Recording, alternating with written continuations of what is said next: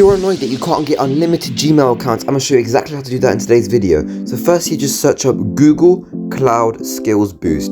Search that and then just press enter and then press on the first link right there.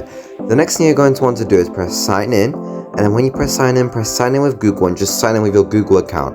When you do that, you can see this page right here. Just press OK, got it, press I'm not a robot, and then just scroll all the way to the bottom of the terms and service and then press I accept. Then you get brought to this page, and then when you get brought to here, just press dismiss. When you press dismiss, you can see this home page and then press explore. When you press explore, scroll down until you find format, and then when you see format, press on the arrow and then press lab.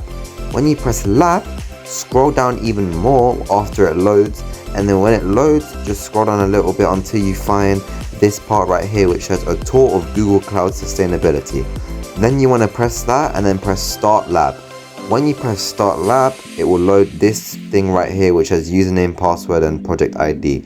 You're going to want to open a new tab and press YouTube. It has to be YouTube, so don't press any other one. And then when you go to YouTube, just press back to YouTube, and then when you go here, you want to go to your account in the top right hand corner, and then you want to press switch account, and then when you press switch account, press add account. And then when you press add account, you can see email or phone, so go back to it, copy the username and go back to YouTube and then press enter, press next. And then when you go do this, you want to go back to the tour of Google Cloud again, and then when you do that, just copy the password and then copy it into the password section.